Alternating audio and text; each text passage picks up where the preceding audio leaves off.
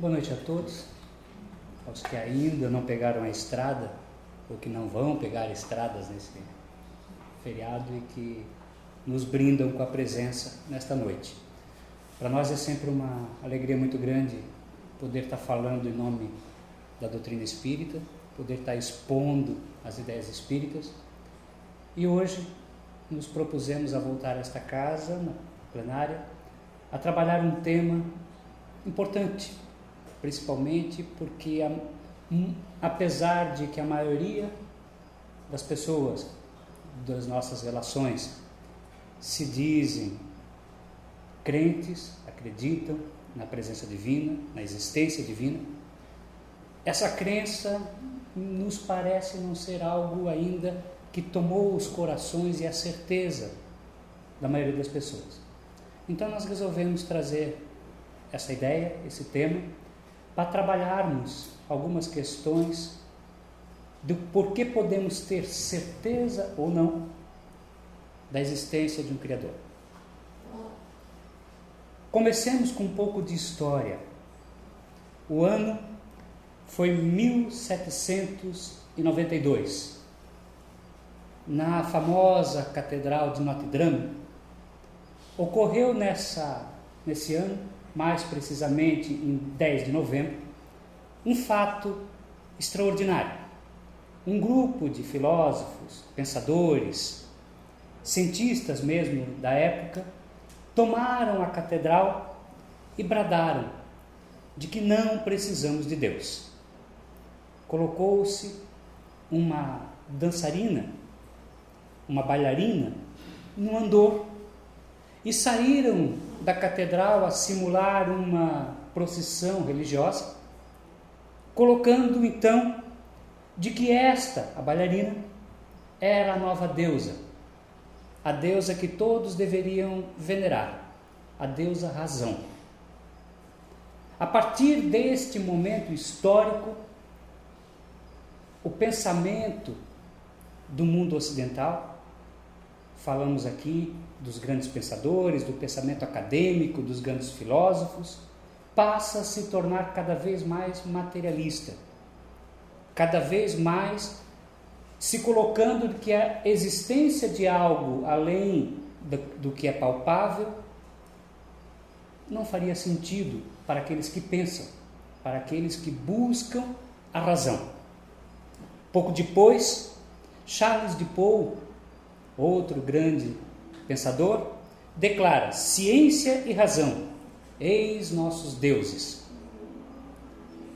E o tempo vai adiantando em cima desse pensamento materialista histórico e vamos encontrar, conhecido por todos nós, o economista e filósofo Marx. E ele vai dizer que a religião é o ópio do povo. Para aqueles que não fazem a relação, o ópio era, à época, o maior das drogas alucinógenas utilizada, tal qual hoje outras tantas são usadas no mundo atual. E coloca ele então que a religião é o vício, é o ópio de todo o povo, que leva a todas as desgraças.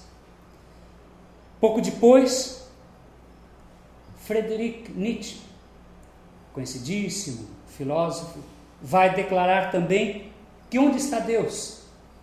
Diz ele: eu vos direi, Deus está morto, nós o matamos com a razão. Não precisamos mais de Deus, somos todos assassinos, ironiza ele. E assim, fisiologistas dissecam cadáveres e diz: olha, abrimos aqui e não encontramos alma alguma, não há nada que escapa à morte. O materialismo então dialético, histórico, mecanicista, toma conta da humanidade.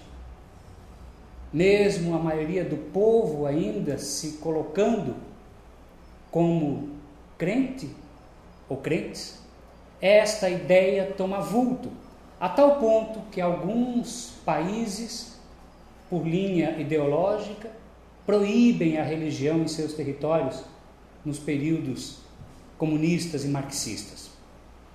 Mas, diante desses fatos que até hoje assombram, porque se olharmos as universidades, os grandes doutores, os grandes cientistas, se ligarmos a televisão em qualquer um programa que trate de alguém que se diz mais esclarecido, que busca o estudo da razão, a grande maioria não admite a presença de Deus na criação. Ou considera isso fato menor, não necessário para o seu adiantamento e o seu estudo. Para contrapormos e buscarmos um pouco de como é que o pensamento chegou até esse momento, nós trouxemos a ideia que um antropólogo inglês, John Murphy, já do século passado, fez de seus estudos de antropologia uma busca de por que a maioria, se não todos os povos, tem a ideia de que há uma divindade. E ele começa a estudar de que maneira a humanidade entende essas divindades, e ele propõe uma divisão muito interessante que ele coloca como que nomeia como horizontes culturais. Coloca ele que à medida que o ser humano vai evoluindo culturalmente, os seus horizontes vão ampliando, e paralelo a isso, a ideia da divindade também vai se alterando. Vamos pincelar o que diz John Murphy de uma maneira mais simplista. Diz ele que todos os povos, em todas as histórias, começam no que ele chamaria de horizonte tribal. Semelhante ao que ainda temos em algumas regiões do planeta, até mesmo em nosso país. Esses grupos primitivos humanos têm, em toda a face do planeta, a ideia de um ser superior. E algumas características são curiosas, porque se repetem. E aí está o estudo antropológico. Diz ele que a ideia de uma comunicabilidade com os espíritos, que nós na doutrina espírita chamamos de mediunismo, não de mediunidade, porque a mediunidade é o estudo, o interesse, de uma forma sistemática feita por Allan Kardec. Mas o mediunismo, o contato de uma maneira natural, simples, com o plano espiritual, com aqueles que já não estão na Terra, ocorre, ou se acha, ou se divulga como ocorrendo, em todos os grupos primitivos. Existe, por comum para esses grupos, a crença na sobrevivência do espírito após a morte. E começa-se as primeiras idolatrias, as primeiras formas de acreditar em algo superior. Então temos a litolatria, adorar pedras, rochas, relevos do solo, a montanha sagrada, o vulcão sagrado, a caverna e assim por diante.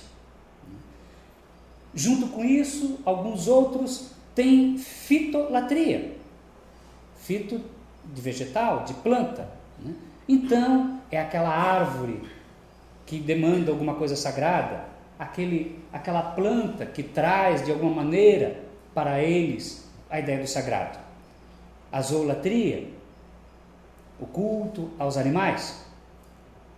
E disto começa a surgir as primeiras mitologias, as primeiras histórias fantasiosas para explicar a criação do mundo, explicar o que é Deus, explicar os seres e assim por diante. E algo curioso, é absolutamente comum nessa fase que todos os povos sejam politeístas. Há deuses para tudo. É o Deus da guerra, é o Deus do sol, é o Deus do amor, é o Deus, é o Deus, é o Deus. Mas os horizontes vão se ampliando e coloca o eminente estudioso que o homem começa a cultivar a terra, deixa de ser apenas explorador do ambiente e começa a desenvolver a agricultura. E assim foi em todas as épocas, em todos os grupos. A este horizonte que se chama naturalmente de horizonte agrícola, começa-se a cultuar aquilo que na visão do homem dali facilita a sua principal atividade, que é trabalhar a terra. E disso surge, curiosamente, em todos os lugares, situações muito semelhantes, de se chamar a Mãe Terra, aquela que provê, e o céu Pai, porque é ele que fecunda, joga chuva e traz a ideia, então, desta situação de cultuar as questões da natureza. Faz-se festivais da primavera, da colheita e assim por diante. Faz-se oferendas aos deuses por conta das colheitas. Há situações muito curiosas, né? Porque neste período começa a surgir o culto aos ancestrais. O homem começa a se agrupar, viver em sociedade por conta de que agora planta, vive num único local e começa a manter o histórico, a ideia dos seus antepassados. Então, aquela pessoa muito boa, aquele familiar, avô, bisavô, criador do clã, que levou a ferro e fogo muitas vezes a situação entre guerras e etc., é cultuado pós-morte. Começam então os primeiros cultos, que muitas vezes esses pequenos cultos que começam familiar, dependendo do vulto da pessoa, se torna-se de toda uma comunidade e muitas vezes até do povoado, do povo inteiro. E dessa ideia surgem os primeiros deuses maiores. Diz o Livro dos Espíritos, na pergunta 521, que vai justamente questionar sobre a ideia de que os antigos tinham sobre os deuses locais. A resposta dos Espíritos fala que na grande maioria eram entidades reais que ali estavam, que se apresentavam, e por isso que eles tinham tanta certeza da existência desses deuses, porque nada mais era do que espíritos protetores dos próprios antepassados que se apresentavam e se colocavam ali. E dessa fusão entre os deuses imaginários da primeira mitologia com aqueles espíritos que se apresentam, que estão protegendo aqueles agrupamentos, começam a surgir as mitologias mais bem elaboradas, as histórias que ficaram até hoje para nós, quando vamos estudar esses povos antigos, como por exemplo no Egito, no Antigo Egito, o deus Osíris, que já naquela época ressuscitava, não apenas uma única vez, mas a cada colheita ele era destruído e ressuscitava. Apolo na Grécia e tantos outros. Ainda dos egípcios é curioso colocar que os faraós eram tidos como filhos da rainha, mas fecundados pelo deus Sol. A rainha na mitologia egípcia era virgem, semelhante à ideia que depois se traz ao cristianismo da Virgem Maria, que teria concebido também de forma sozinha. Há um fato também bastante curioso, quando coloco ali Deus da Mãe Terra e do Céu Pai, que no Egito ocorre exatamente o inverso. Dado apenas de curiosidade, lá era comum se dizer Pai, Terra e Mãe, Céu. O que é esquisito, né? Por que se faz isso? Porque no Egito não chove. A terra é fecundada pelo Nilo. Então, como não se vê a chuva, o povo antigo ali não via, quem fecundava era a terra. E quem protegia eram os céus. Então ali se tinha a ideia invertida do que se tem na maioria dos povos. Mas sigamos.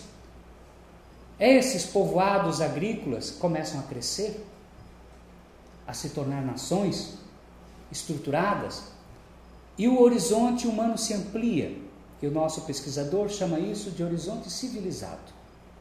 Começam-se então as grandes nações do mundo antigo, e os estados, os povos, os agrupamentos são teológicos. Não é democrático, não é uma nenhuma outra forma de governo que estamos acostumados na maioria dos países hoje. O que é um Estado teocrático? É onde religião e Estado se fundem, onde o chefe religioso também é o chefe da nação. Ainda vemos em algumas regiões do planeta, especialmente no mundo islâmico, essa ideia de país teológico, país ligado diretamente à cúpula religiosa. E foi assim na grande maioria dos povos iniciantes. Nós tínhamos o poder que vinha dessa classe sacerdotal que começava a ser criada, estar junto, ser o próprio poder estabelecido. Vamos ver na nossa cultura judaico-cristã que os primeiros grandes ditos profetas eram também os próprios reis do povo judeu, que muitas das legislações que eram colocadas àquele povo estão no que chamamos hoje de Bíblia como se fossem palavras de Deus, mas claramente estabelecendo sobre as relações de dia a dia, tal qual um Código Civil. E nesta época começa esse mediunismo que já vem desde o tribal a se estabelecer de uma forma mais estruturada. E é muito comum em todos os povos que passa-se a ter um mediunismo chamado oracular. O que é um oráculo? A palavra oráculo, excetuando quem é da área de informática que é curioso fazer a relação, não farei agora. Também tem esse termo, é um produto muito conhecido. Mas o oráculo é para onde se faz as perguntas, para quem você questiona ao mundo espiritual. Então, temos no passado as pitonisas, onde você ia perguntar: devo casar, não devo casar? O nosso país deve ou não deve entrar nesta guerra? Faremos ou não faremos aquele grande negócio com aquele outro grupo? Então se questionava o plano espiritual, o mundo espiritual, através dos oráculos para as coisas mais mundanas. Haviam santuários, consultas, onde se usava de várias formas, tal qual hoje ainda se usa em algumas figuras que colocamos aqui, talvez vocês reconheçam, os jogos de búzio, os tarôs e tantas outras formas externas de oráculos, de fazer pergunta ao plano espiritual.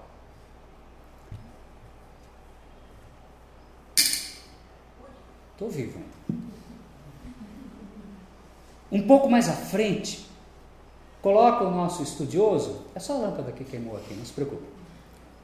Um pouco mais à frente, o nosso antropólogo coloca que surge em alguns locais um novo patamar, que ele coloca o nome curioso de horizonte profético. Apesar de que os profetas, efetivamente, nos remetem à ideia do povo judeu, esse estudo nos demonstra que essa ideia, colocada como profética, é quando você tem em uma pessoa, em um ser humano, a ideia de trazer algo sobre o mundo extrafísico. Então, vamos encontrar mais fortemente, realmente, no mundo hebraico, os tantos profetas que vêm alardear e colocar o mundo espiritual, mas também vamos encontrar na Grécia os filósofos que fazem trabalho semelhante, de pensar, de levantar e trazer assim para o ser humano um novo patamar de pensamento, onde, entre outras tantas coisas, começa-se a questionar a vida de relação com o mundo espiritual, com o questionamento a respeito de Deus. Passa-se então a ter um processo de desenvolvimento de atributos, de características éticas, morais, e é neste horizonte que surge algo diferente, que surge algo que muda o patamar de pensamento a respeito da divindade em todo o mundo. Surge no horizonte profético a primeira ideia que efetivamente vai à frente. Tem-se notícias de outras anteriores, provavelmente no Egito, uma das próximas, mas a primeira que efetivamente vai à frente de um Deus único. É neste horizonte que surge a primeira figura de acreditar-se no único Deus, o primeiro povo a se proclamar monoteísta. Surgindo então um novo patamar, um novo pensamento, uma nova ideia. Temos então assim rapidamente uma visão do pensamento humano a respeito da relação do divino, da ideia do homem com o seu Criador ou criadores. Mas, se olharmos o mundo atual, esta frase de Herculano Pires, o filósofo espírita, dos mais renomados, vamos ver o quão perfeito e o quão verdadeiro é. Porque ele, quando estuda esses horizontes culturais, diz ele, resíduos de várias fases permanecem nos sistemas religiosos da atualidade. É porque o homem, coloca ele, carrega consigo as suas heranças através do tempo. Então vamos encontrar em várias situações quem ainda idolatra, de alguma forma ou outra, pedras. Vamos encontrar ainda religiões que têm alguns animais como sagrados. Vamos encontrar outras tantas, que tem lá o trevinho de 4 folhas, que não é sagrado, mas deve fazer alguma coisa em especial, porque é uma planta diferente. E assim vamos ter a idolatria ainda semeando de toda essa nossa herança cultural, ainda presente no plano de hoje. Dito isso, levantado esse histórico, gostaríamos de trazer para contrapor, para juntar as duas ideias que levantamos.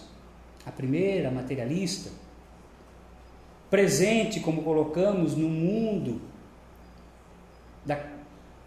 dos grandes estudiosos, da academia, da cátedra, com esse histórico que temos, que vivemos, que é possível verificar, do ser humano desde a sua origem, acreditando sempre numa vida após a morte e no Criador. Então poderíamos, seguindo a linha do materialismo, dizer que isso se dá enquanto o homem ainda é primitivo, enquanto o homem ainda não estuda, enquanto o homem ainda não aprofunda nos seus conhecimentos, é que ingenuamente acredita. Esta é a visão que a grande maioria dos estudiosos ainda apresenta. E sobre ela, um renomado senhor, que durante 40 anos esteve à frente de várias pesquisas em Nova York e foi durante tantos outros anos diretor do Museu de História Natural de Nova York. Falamos de Cressy Morrison. Ele que tem na academia, no estudo, na ciência, tudo que tantos outros colocam como sendo a possibilidade definitiva de tudo explicar, de não necessitar de Deus, porque a ciência tudo explica. Ele então lança um livro em que diz, entre outras coisas interessantes, 7 razões pela qual ele, perante a ciência, não tem como duvidar de Deus. Perante as questões que ele avaliou durante a sua vida acadêmica, no mínimo 7 pontos essenciais, dos quais seriam sem resposta alguma, se não houvesse um Criador. E enumeramos aqui, passaremos rapidamente, sem dúvida, mas coloca ele que o primeiro grande motivo, baseado em pesquisas científicas para que acreditemos em Deus, é a programação pelo qual o planeta Terra passou para existir. Se observarmos ao nosso redor, veremos uma série de questões da natureza que o mundo acadêmico diz ter estado desta forma por nada mais, nada menos que acaso. Por tantos bilhões e bilhões de anos, a natureza, transformando-se, de certa forma, organizou-se sozinha. Esta é a visão do materialismo. E ele propõe um jogo muito simples. Peguemos 10 moedinhas, iguais, por exemplo, de 1 centavo, de 5 centavos, e coloquemos, enumeremos com uma caneta essas moedinhas de 1 a 10. Coloquemos essas 10 moedinhas no bolso e tentemos, na sorte, sem ver, tirar a de número 1. A possibilidade que temos de, na primeira tentativa, tirarmos a moedinha de número 1 é fácil. É 1 em 10 tentativas. Mas se devolvermos essa moedinha para o bolso e agora esperarmos que na mesma situação possamos tirar exatamente a moedinha de número 2, a chance das duas coisas acontecerem em sequência é de 1 em 100 tentativas. E assim sucessivamente, se colocarmos a moedinha número 3, botarmos a moedinha número 2 ao bolso e tentarmos tirar na sequência 3, a nossa expectativa, a nossa probabilidade cai de 1 para 1000 tentativas. Para sequenciarmos ao acaso míseras 10 moedinhas, teremos nada mais, nada menos do que 10 bilhões de tentativas para sequenciá-las. 10 bilhões de tentativas ao acaso para colocarmos as moedinhas de 1 a 10 em sua ordem. Qualquer elemento químico mais básico da estrutura orgânica tem centenas de ligações químicas. Essas centenas de ligações químicas se comportam, se juntam de tal forma a formar os primeiros ácidos, que têm milhares de relações. A possibilidade disso acontecer por mero acaso é astronômica. Isso só para colocarmos nas questões mais básicas em relação à estrutura orgânica.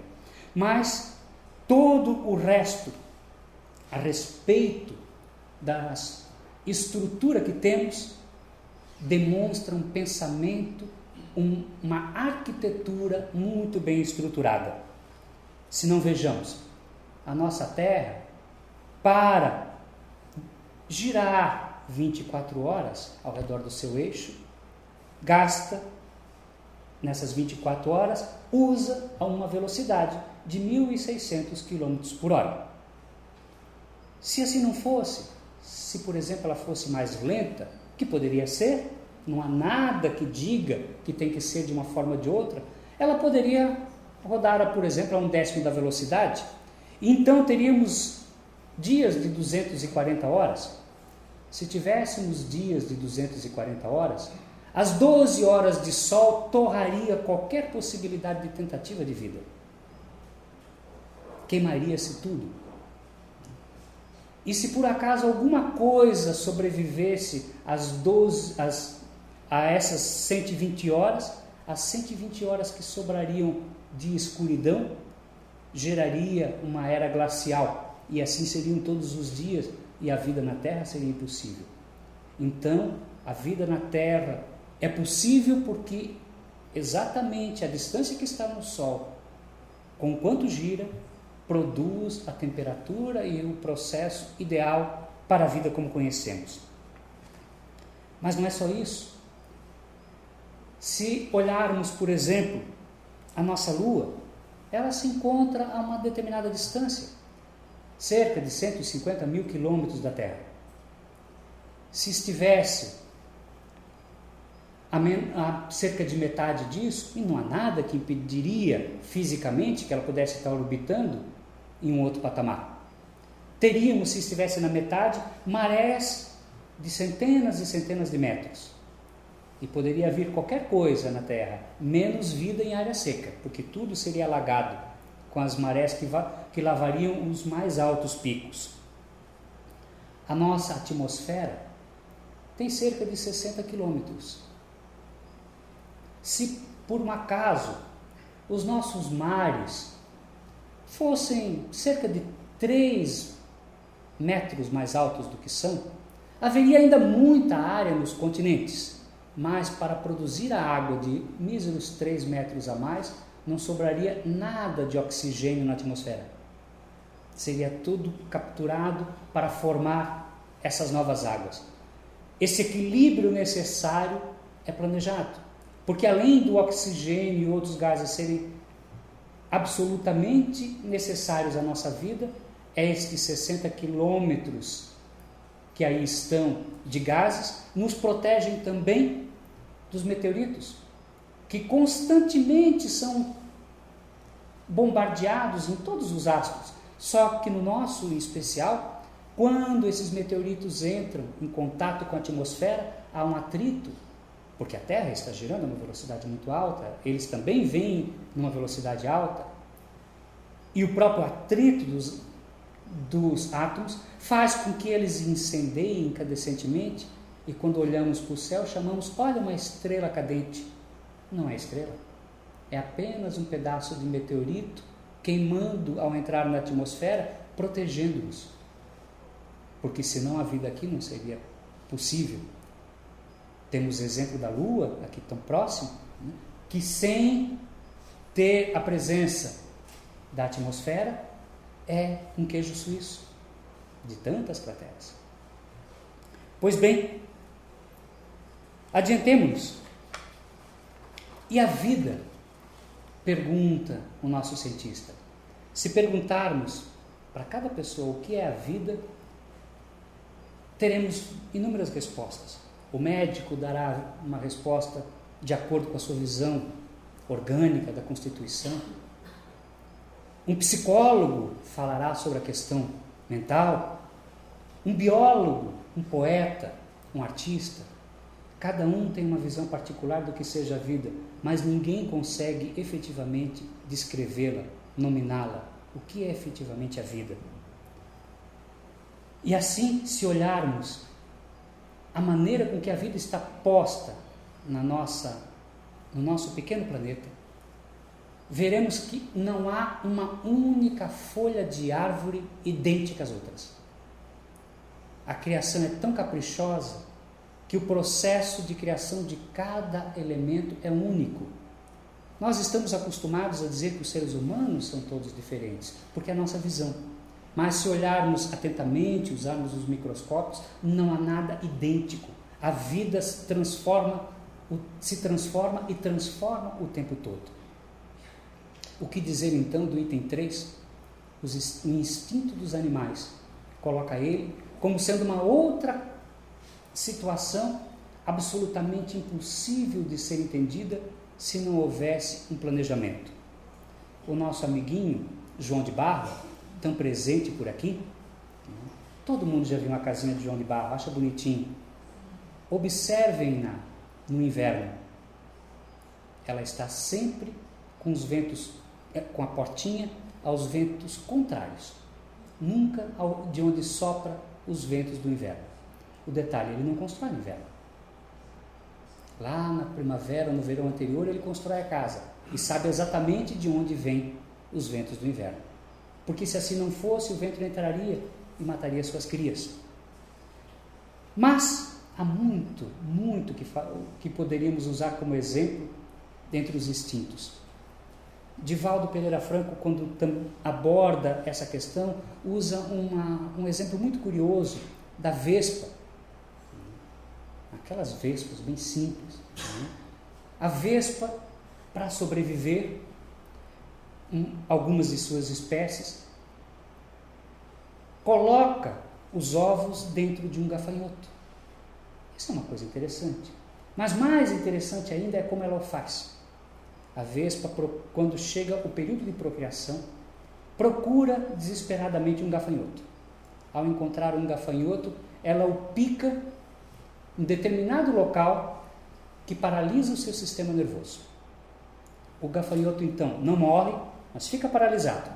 A vespa o arrasta, faz um buraco no chão, coloca os ovos no abdômen, no local não mortal,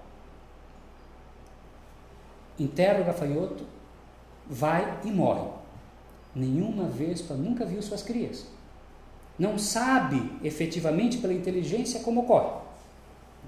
Mas a natureza e o instinto sabem que os insetos nascem adultos, eclodem já adultos e famintos, pois eles então, ao eclodir os ovos, comem o gafanhoto de dentro para fora.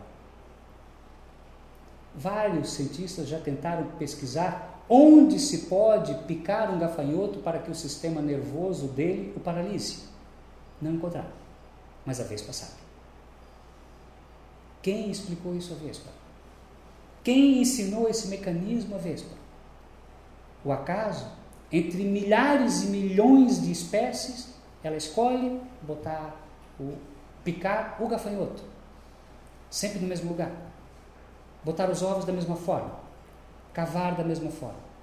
Então, o instinto dos animais é uma das grandes situações, uma das grandes formas que coloca o nosso cientista, contempla e mostra as glórias de Deus. As enguias que povoam os nossos mares, elas têm como local de procriação o Triângulo das Bermudas, nas águas abissais.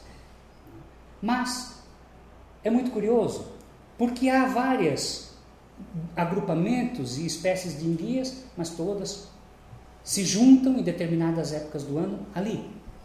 As enguias, tal qual muitos animais, procriam e morrem. Então, os animais que nascem naquelas águas vão para as regiões de onde vieram seus pais. Nunca se viu enguias do tipo americanas na Europa e nem enguias europeias na América. Elas vão para o local certo. Apesar de que ninguém nunca as ensinou, porque os pais morreram logo depois da fecundação. E o instinto é tão caprichoso que, como a Europa é mais distante do Triângulo das Bermudas do que a costa americana, o tempo de procriação, de fecundação das enguias europeias é atrasado em 1 ano, para que elas se encontrem todas juntas na mesma época no Triângulo das Bermudas. Então, temos o que perante nós? Se estudarmos qualquer um dos animais, desde os nossos cães e gatos domésticos, a todos os outros veremos instintos estranhamente elaborados, criados pelo acaso, buscados pelo acaso, estruturados pelo acaso. Mas como? Está claro um planejamento, uma estrutura que determinou que assim deveria funcionar.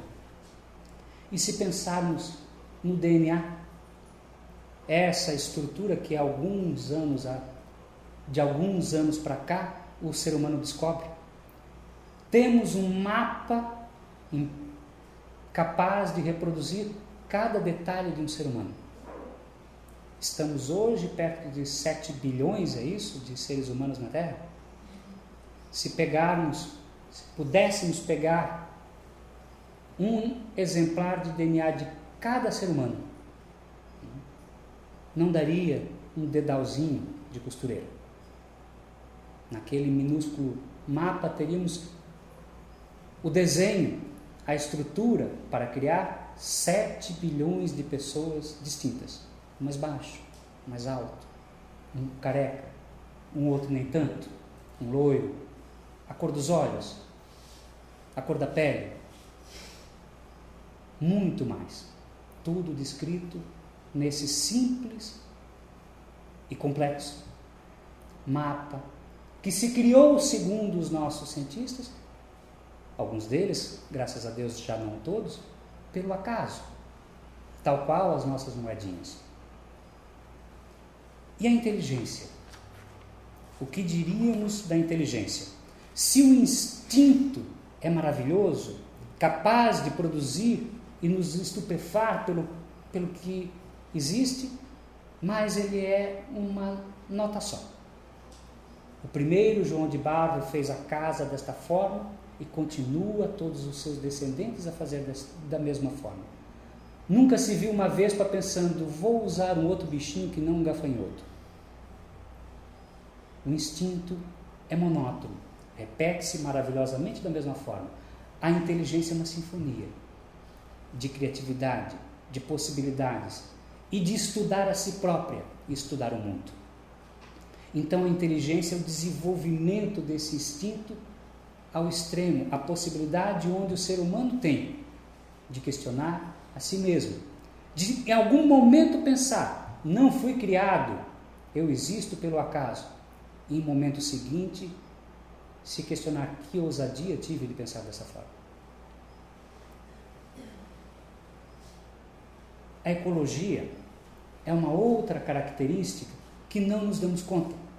Se o instinto já nos chama muita atenção, porque há esses aspectos que comentamos, o equilíbrio ecológico é algo que ainda não há nenhuma possível explicação. Há vários e vários casos que poderíamos enumerar e vamos recorrer novamente ao que contou o nosso companheiro Divaldo. Conta-se que em determinada época do processo de colonização da Austrália, que em determinadas regiões tinham terras férteis, mas por conta dos ventos que sopravam fortemente dos mares, aquela região era muito desértica. E se fez um grande estudo e decidiu-se que faria-se uma grande barreira vegetal para proteger a costa e assim tornar aquela região possível de cultivo. Pesquisaram, de acordo com o clima, de acordo com a região, eles resolveram plantar uma espécie de cacto, uma palma. Trouxeram de algumas regiões, então, palmas, plantaram por toda uma parte da costa australiana, e conta a história que foi um desastre. Porque não havia nada que se alimentasse daquela planta. E com os ventos fortes que ali estavam, elas floresciam, os ventos levavam o pólen e ela começou a se alastrar como uma grande praga, porque nada destruía. Fizeram-se várias tentativas.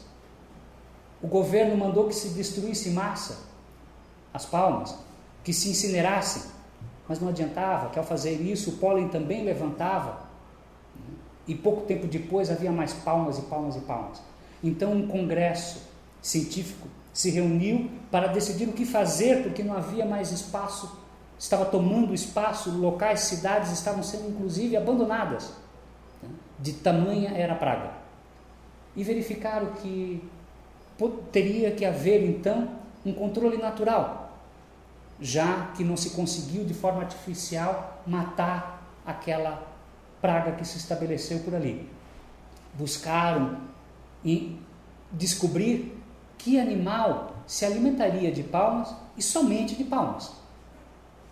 Pensaram eles, vamos botar aqui um animal qualquer, ele come todas as palmas e morre, porque não tem mais comida.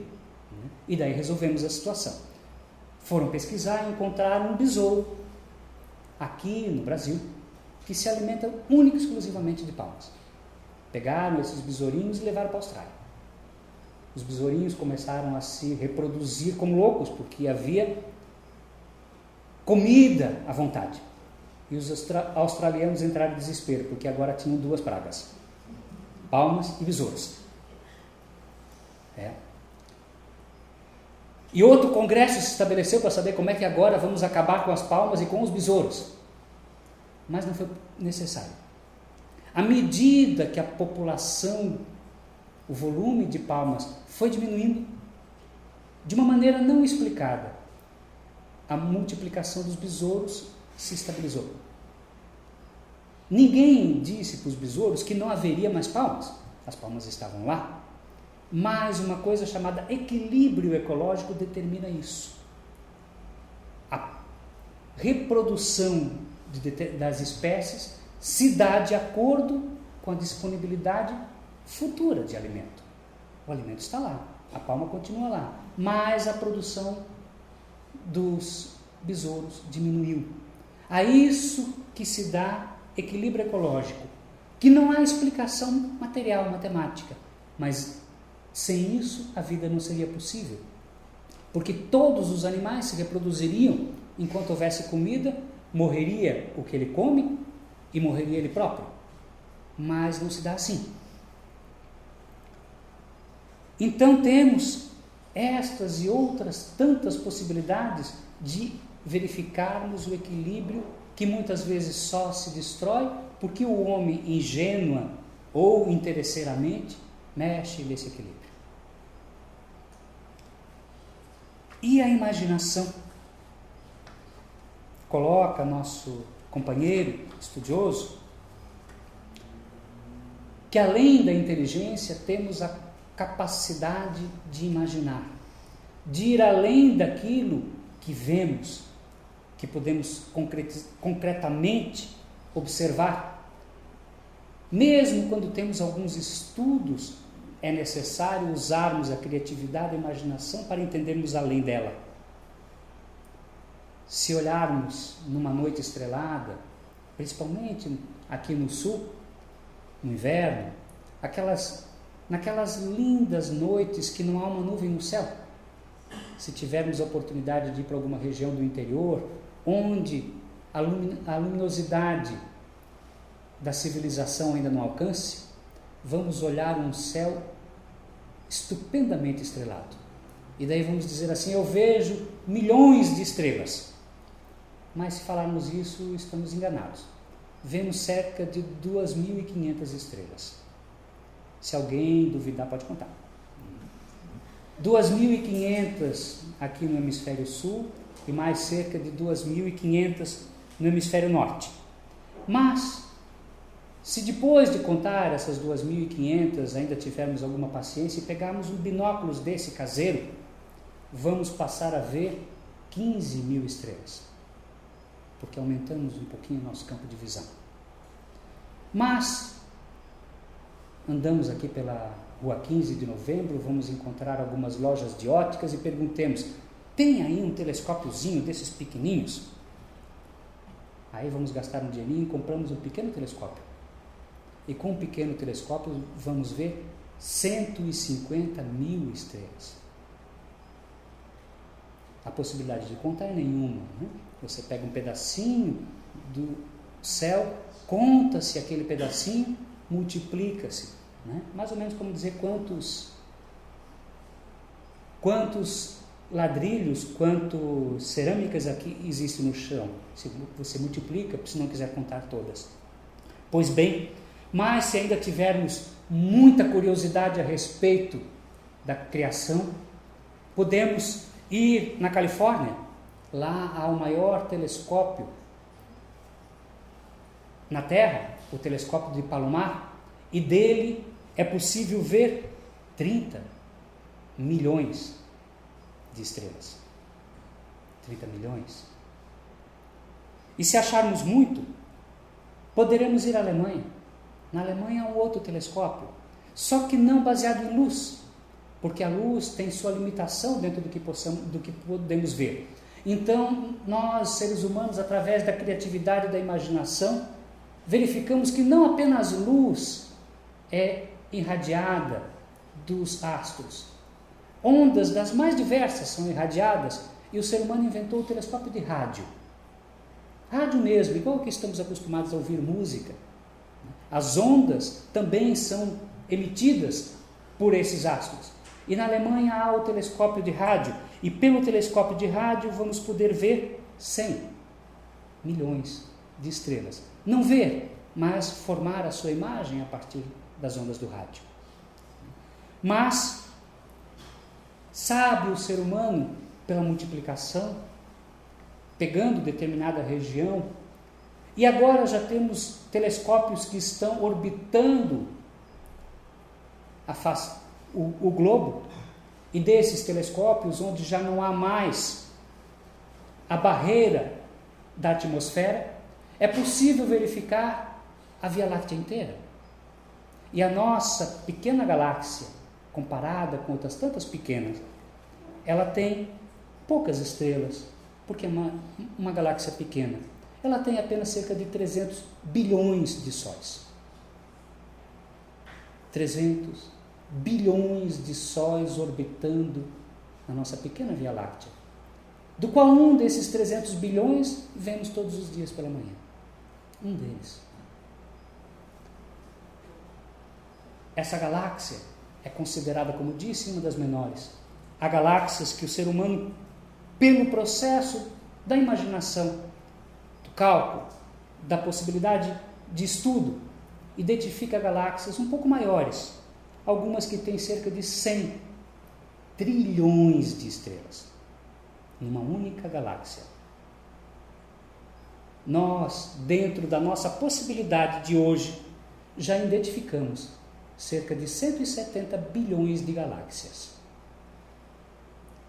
Se alguém tem um pouquinho de acuidade matemática, tenta pegar 170 bilhões e multiplicar por 100 trilhões. Não façam isso na calculadora de 8 dígitos, não cabe.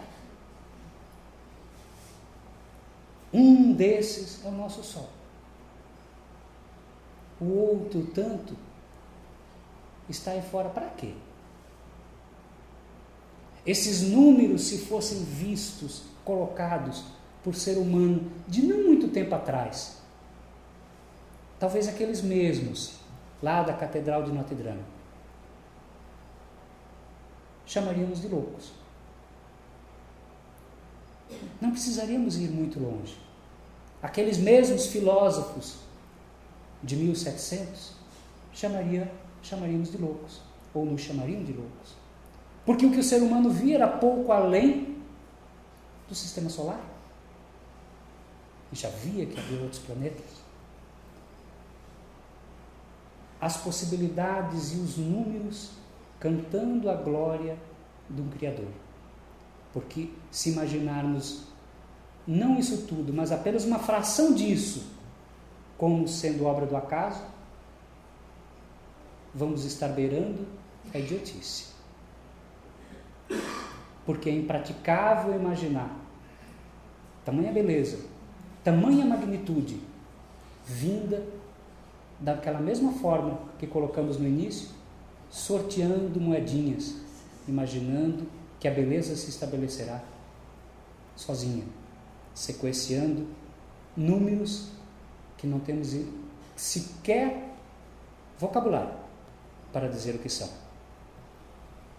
Então, colocado e visto estas poucas razões que temos para não duvidar de forma nenhuma de Deus, retomemos aos horizontes culturais, porque depois do nosso antropólogo ter levantado esses tantos que coloquei, o nosso filósofo Herculano Pires disse que esta colocação está incompleta.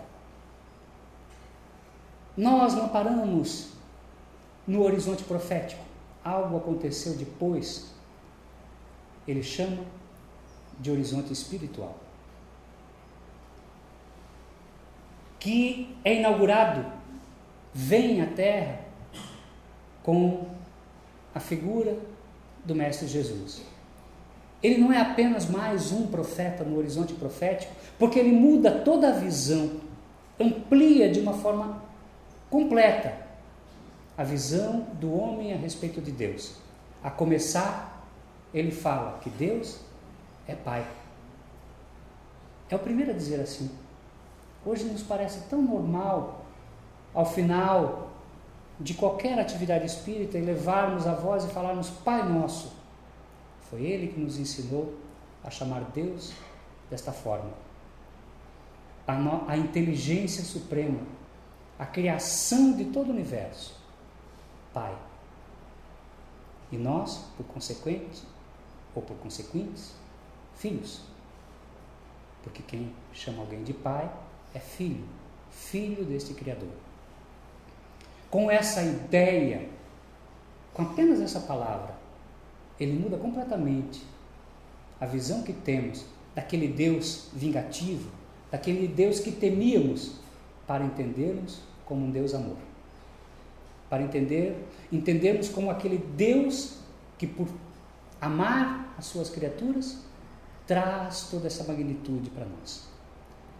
E nos coloca mais que nós somos deuses, diz ele. Claro, porque somos filhos do Criador. Então transcende a criatura humana a um patamar diferente. Claro que somos deuses numa outra característica, mas somos perfectíveis, buscando dentro da nossa possibilidade a perfeição que nos cabe. Traz neste horizonte espiritual por Jesus o contato com o mundo espiritual de uma forma muito mais positiva. Se estudarmos os evangelhos de Jesus, os seus discípulos e ele próprio, veremos o contato com o plano espiritual o tempo todo. É daí não mais aquele mediunismo primitivo, mas a mediunidade efetivamente sendo estabelecida para o bem. Tanto que hoje quem vai estudar dentro da doutrina espírita o tema mediunidade, se depara com a questão mediunidade com Jesus. Mediunidade a partir do que Jesus apresenta.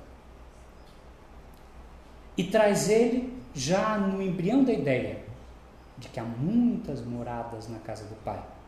Ora, se ele explica que Pai é o Criador, é Deus, onde estão as muitas moradas? Nesse número astronômico que não conseguimos multiplicar. As moradas estão espalhadas no universo para nós, espíritos, seus filhos, habitarmos dentro da nossa senda evolutiva. Quanto nos for necessário para alcançarmos o nosso supremo progresso. E traz, então, desde Jesus, sim, porque Jesus também fala de várias formas, e depois a doutrina espírita amplia a ideia de que esse Pai é absolutamente justo, bom, amoroso, e que jamais abandona qualquer um de seus filhos. E a maior prova disso é a lei da reencarnação, que determina para cada um de nós a possibilidade de recuperar os seus erros, de continuar de onde parou e de buscar a sua felicidade. É por isso, por todas essas questões, por esse horizonte que o ser humano vem trilhando, apesar daqueles que, estudando, acabam ainda duvidando ou descrendo de que haja um Criador, as provas são tão abundantes, a situação é tão incontestável, que poderíamos hoje dizer que não acreditamos em Deus. Nós temos certeza de que Ele existe. Não é uma crença, é uma convicção, porque sem Deus o universo seria impraticável, a vida seria impraticável. Se é um absurdo imaginarmos e pensarmos de que um ser sempre existiu, nunca foi criado, é porque ainda estamos numa possibilidade de entendimento muito pequena. Mas, mesmo não podendo entender isso, abstraí-lo, eliminar a ideia de Deus do pensamento é um absurdo maior, porque tudo passa a ficar sem sentido algum. A vida fica sem sentido e sem explicação lógica, racional.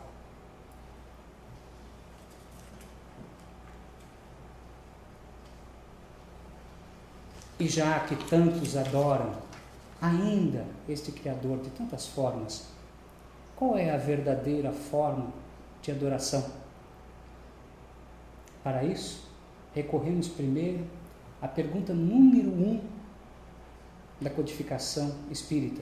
Quando Kardec inicia o processo de questionar sobre o mundo espiritual, a primeira questão que veio à tona é: que é Deus? Que por mais repetida a explicação vale a pena mais uma vez colocar. Ele não pergunta o que é, nem quem. Porque não é nem coisa e não é pessoa. Então ele deixa apenas que é Deus.